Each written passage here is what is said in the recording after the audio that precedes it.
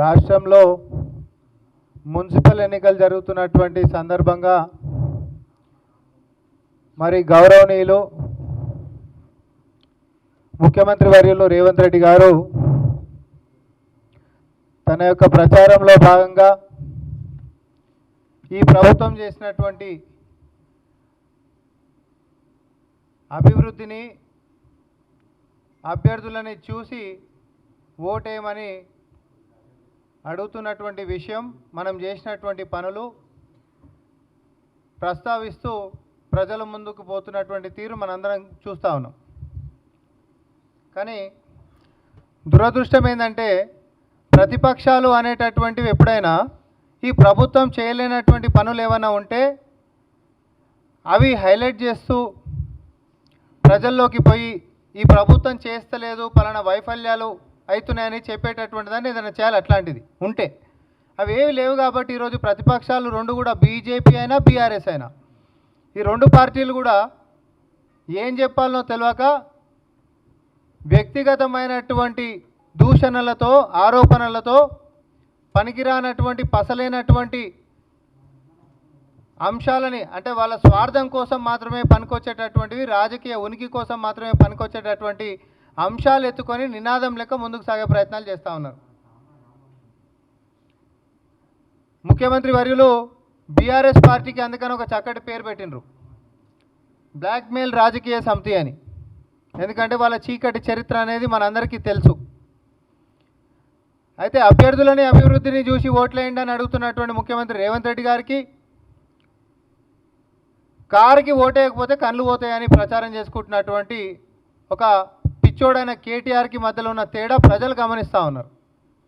ఎందుకంటే ఒక వివేకవంతుడు సంక్షేమాలు, అభివృద్ధి, ప్రజలు వారి యొక్క బాగోగులు, భవిష్యత్తు గురించి మాట్లాడతాడు. కానీ ఒక పిచ్చోడు చదువుకున్నటువంటి ముసుగులో సమాజానికి ఏ రకంగా పనికిరానటువంటి వాడు మాత్రమే ఎవరో చెప్పిండ్రు కారు గుర్తుకి ఓటేయకపోతే కళ్ళు పోతాయి, లేకపోతే మాకు ఓటేయకపోతే పాపాలు తాకుతాయి, లేకపోతే మీ అందరికీ కూడా మీ ఇంటిల పాద కూడా బాగుండరు అనేటటువంటి శాపనార్థాలకి పూనుకున్నారు. అంటే చెప్పుకోనికి ఏం లేదు వాళ్ళకి, గతంలో చరిత్ర చెప్పుకోనికే లేదు, ఇప్పుడు ఉన్నటువంటి ప్రభుత్వం మీద ఏలు పెట్టి చూపించేటటువంటి విషయం కూడా లేదు. మరి ఏం చేయమంటారు? పిచ్చోడు లెక్క వెర్రి కూతలు కూసుకుంటా ఈరోజు వ్యక్తిగతంగా పొట్టోడని, పొడుగోడని, లేకపోతే ఇంకోడు అని చెప్పి బుర్ర తక్కువ మాటలు మాట్లాడుకుంటా, అది బుర్ర కాదు బురద మాత్రమే ఉందని మళ్ళొకసారి నిరూపించుకుంటా కేటీఆర్ గారు చేస్తున్నటువంటి యొక్క ప్రసారాలను గిట్ట మనం చూస్తే తెలంగాణ సమాజం సిగ్గుతోటి తలదించుకుంటా ఉంది. నేను మళ్ళీ కూడా చెప్తున్నా, కేటీఆర్ వయసు పెరిగిందేమో, చదువుకున్నట్టు నీకు డిగ్రీలు ఉన్నాయేమో, కానీ వయసు పెరిగినటువంటి పెద్ద మనిషి లెక్క కానీ చదువుకున్నటువంటి విఘ్నుడి లెక్క కానీ నువ్వు ప్రవర్తిస్తలేవు. పొట్టి పొడుగు అని పదే పదే మాట్లాడుతున్నావు అని అంటేనే నీ మానసిక పరిస్థితి బాలేదని చాలా స్పష్టంగా కనిపిస్తూ ఉంది. ఆనాడు ఛత్రపతి శివాజీ గారి దగ్గర నుంచి మొదలు పెట్టుకుంటే ప్రణబ్ ముఖర్జీ గారైనా, పివి నరసింహారావు గారైనా, లేకపోతే ఈరోజు రేవంత్ రెడ్డి గారైనా, లేకపోతే ఇప్పుడు తల్లి పెద్ద మనిషి శోభమ్మ గారైనా, లేకపోతే నీ పక్కనే ఎన్ని విమర్శలు చేస్తుంటే కూడా పాపం ఏడవలేక దుఃఖం ఆపుకుంటున్నటువంటి జగదీష్ రెడ్డి దాకా అందరు పొట్టిగానే ఉండొచ్చు, ప్రకృతి అట్లా పుట్టించింది, పొట్టిగున్నాం అందరం. కానీ తలెత్తుకునే బతుకుతున్నాము, తలెత్తుకునేటట్టే బతుకుతున్నాం. నీ లెక్క వెర్రి కూతలు కూసుకుంటా, పనికిరాని మాటలు మాట్లాడుకుంటా, చెడు ప్రవర్తనలకు పోయి అధికార దుర్వినియోగం చేసి నాయనలని తలకాయ దించుకునేటటువంటి దిశగా ఎవరు బతకలేదు. నేను ఇప్పుడు చెప్పిన వాళ్ళు మొత్తం కూడా ఈ పొట్టి పొడుగు లాంటి ఒక వ్యక్తిగతమైనటువంటి దూషణలకు నువ్వు దిగుతున్నావు అంటేనే నీ మానసిక పరిస్థితి బాగాలేదని నాకెందుకో అనుమానం వచ్చింది. మొన్నటిదాకా బాగానే అంతో ఇంతో చదువుకున్నోడు లెక్కనే ఉండే కదా, బాగానే చదువుకొని వచ్చిండు అనేది కూడా ఉంది కదా, రాజకీయంగా ఒక వర్కింగ్ ప్రెసిడెంట్ చేసిండు కదా అని చెప్పి నా మిత్రుడు అయినటువంటి ఒక డాక్టర్ని అడిగినా నేను, ఏంది డాక్టర్ మరి నిజంగానే ఇంత ప్రవర్తన ఎందుకు అంత తేడా ఏంది అని అంటే, అధికారం కోల్పోయినప్పుడు, ఫ్రస్ట్రేషన్ పీక్స్కి పోయినప్పుడు, మానసికంగా ఒత్తిడి బాగా ఉంటున్నప్పుడు అంట నిద్రపట్టనటువంటి పరిస్థితులలో నార్మల్గా తప్పుడు గోళీలు ఏమైనా అటు ఇటు వేసుకుంటే బుర్ర తలకిందులై తలకిందులుగా మాట్లాడుతుంటారంట. అయితే ఆయన నాకు చక్కటి ఒక వాస్తవానికి ఇట్లాంటి రోగం గిట్ట ఉంటున్న వాళ్ళకి ఇటువంటి ట్యాబ్లెట్లు ఏదైనా వాడితే కొంచెం మళ్ళీ మార్గంలోకి వస్తారని ఓ ట్యాబ్లెట్లు ప్రిస్క్రైబ్ చేసిండు. కేటీఆర్ గారికి ఇది పంపిస్తా నేను, వాడుండ్రి, కాదంటే సెకండ్ ఒపీనియన్ కూడా మీరు తీసుకోండి. ఎందుకంటే మీరు ఒక ప్రతిపక్ష నాయకుడు, ప్రతిపక్షంలో ఉంటున్నటువంటి ఒక పార్టీకి మరి వర్కింగ్ ప్రెసిడెంట్ కాబట్టి తెలంగాణ సమాజంలో ఈరోజు ఓట్లు లేకపోతే కళ్ళు పోతాయి అనేటటువంటి తిక్కలు మాటలు మాట్లాడుతున్నావు కాబట్టి నీకు కొంచెం మానసికమైనటువంటి పరిస్థితి మెరుగుపడాలంటే నీకు కొంచెం చికిత్స అవసరం అనేటటువంటి భావన తెలంగాణ ప్రజలకి తెలుస్తూ ఉంది. ఒకవేళ జరసేపు కళ్ళు మూసుకొని ఆలోచించి నేనేం మాట్లాడినా అని, కారుకు ఓటేస్తే కళ్ళు పోతాయి అని అంటే మరి అసెంబ్లీలో నీ కారుకు ఓటు వేయలే, కళ్ళు పోయినాయా? తెలంగాణ ప్రజలే మొత్తం ప్రజలు 10 సంవత్సరాలు ఏం కోల్పోయారో తెలుసుకుర్రు కాబట్టే, కళ్ళు తెరుచుకున్నారు కాబట్టే కారు గుర్తుకు ఎవరు ఓటేస్తలేరు. పార్లమెంట్లో అందుకని నీ గుండు సున్నా ఇచ్చిర్రు. ఉప ఎన్నికలలో కూడా నిన్ను ఓడగొట్టినరు, మన పంచాయతీ ఎన్నికలలో కూడా ఓడగొట్టినరు, ఇప్పుడు మున్సిపల్ ఎన్నికలలో కూడా నిన్ను ఓడగొడతారు. ఇంకొకటి కూడా చెప్తున్నా కేటీఆర్, నీ సిరిసిల్లలో కూడా నువ్వు ఓడిపోతున్నావు.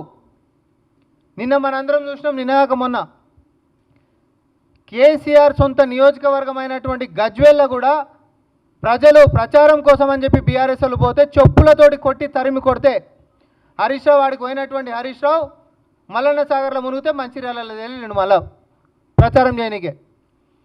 అంటే 2.5 సంవత్సరాలకు దగ్గరకు వస్తున్నప్పటికీ కూడా 10 సంవత్సరాలు మీ పార్టీ ప్రజలని పీకదిన్నటువంటి తీరు, చేసినటువంటి దుర్మార్గం అనేది ప్రజలు క్షమిస్తలేరు. మిమ్మల్ని క్షమించే పరిస్థితి లేదు కాబట్టి ఫలితాలు అన్నిటివి పునరావృతం అవుతూ ఉన్నాయి. అది మీరు తెలుసుకుంటే ఒక లెక్క, తెలుసుకోకపోతే మాకు పెద్ద ఫరకేం పడదు. ఇన్ని రోజులు తెలంగాణ ప్రజలు మొత్తం కూడా మరి బీఆర్ఎస్ పార్టీ అంటే కేసీఆర్ గారు తదనంతరం మీకు ఉండదు అది ఎటు ఆ పార్టీ, దాని గురించి ఎవడు మాట్లాడుకోవడం అందరు మర్చిపోతారని అనుకుంటారు, నిజం కూడా. కానీ ఆడదాకా కూడా లేకుండా కేసీఆర్ గారి కంటే ముంగటనే మొత్తం బొందబెట్టేదాకా కేటీఆర్ అనేటటువంటి వాడు ఊకునేటట్లేడు. కాళ్ళకి బల్పాలు కట్టుకొని మరి పిచ్చి పిచ్చి కూతలు కూసుకుంటా బీఆర్ఎస్ పార్టీని కేసీఆర్ గారి కంటే ముంగటనే బొందబెట్టడానికే సిద్ధమైండు. ఇదే వాగుడు వాకుంటా, ఇదే అహంకార ధోరణితో గిట్ట ముందుకు పోతే తెలంగాణ ప్రజలు మీకు ఎందుకు కర్రుగాల్చి వాత పెడుతురో మీరు ఆత్మవిమర్శ చేసుకోకపోతే ఫలితాలు మారవు. ఫలితాలు రోజుకింత దాని ఫోర్స్ పెరుగుతుంటుంది. ఎందుకంటే నెత్తికెక్కినటువంటి మీ కన్ను దిగాలనేటటువంటి దాని గురించే తెలంగాణ ప్రజలు మిమ్మల్ని ఎన్నికలలో ఓడగొడుతురు. ఆ బుద్ధి గ్రహించలేనటువంటి బుద్ధిహీనుడు అయిన నువ్వు ఈరోజు వచ్చి ముఖ్యమంత్రి గారిని వ్యక్తిగతంగా దూషించేటటువంటి యొక్క తీరుతన్నులు, రాజకీయాల్లో ఒక పిచ్చోడు బతుకుతే ఎట్లుంటుంది, రాజకీయాల్లో ఒక పిచ్చోడు ఒక మాజీ ముఖ్యమంత్రి కొడుకు అయితే ఎట్లుంటుంది అనేటటువంటి భవిష్యత్తులో పుస్తకాలు వస్తాయేమిగా.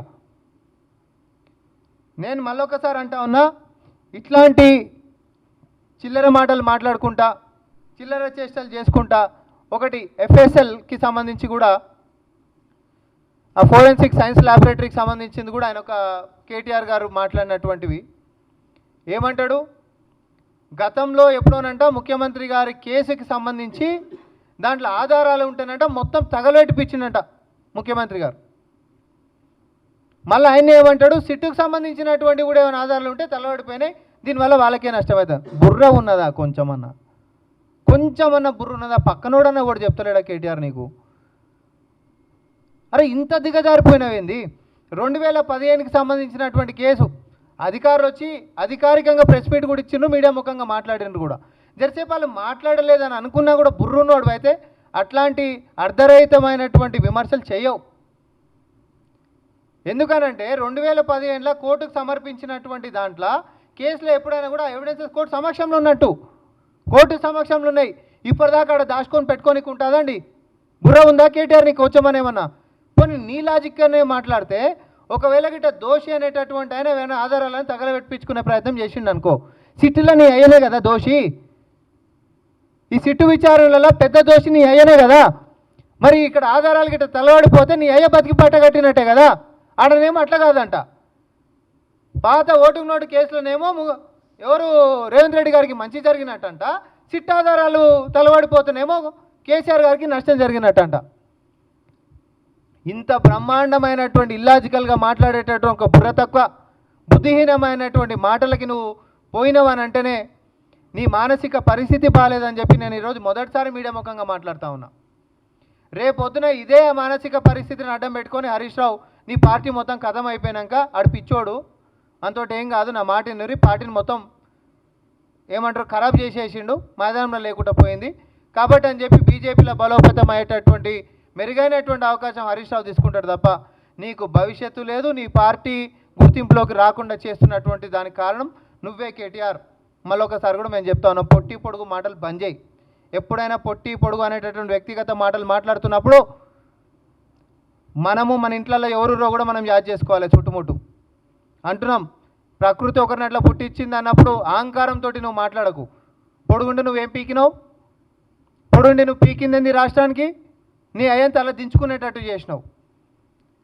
లంగా పనులు చేసినటువంటి వాళ్ళు, డ్రగ్స్కి అలవాటు పడ్డటువంటి వాళ్ళు, లేకపోతే పక్కదారి పట్టినటువంటి వాళ్ళు, పక్కదారి పట్టించేటటువంటి వాళ్ళు సిగ్గుపడాలా. పుట్టి పొడుగుతోటే ఏం సంబంధం నాకు అర్థం కాదు. పొడుగుండి బుద్ధున్న వాళ్ళు చాలామంది ఉన్నారు, 99.99%. ఎవడో నీయేస్తుంటాడు జర్రంతో పొడుగుండి బుద్ధి లేకుండా తిరుగుతూ ఉన్నారు పిచ్చోళ్ళ లెక్క. ఇంకొకసారి వ్యక్తిగతమైనటువంటి దూషణలు బంద్ చేయి, ఎందుకంటే తెలంగాణ ప్రజలు ఇవన్నీ వింటా ఉన్నారు.